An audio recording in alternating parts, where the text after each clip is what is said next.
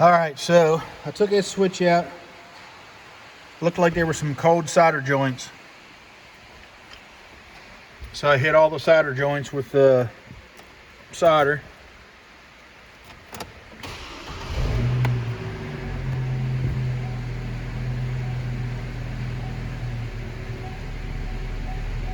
And now I got nice bright lights.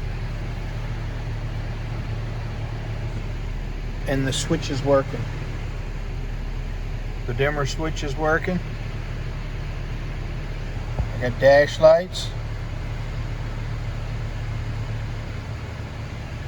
So that's what it was.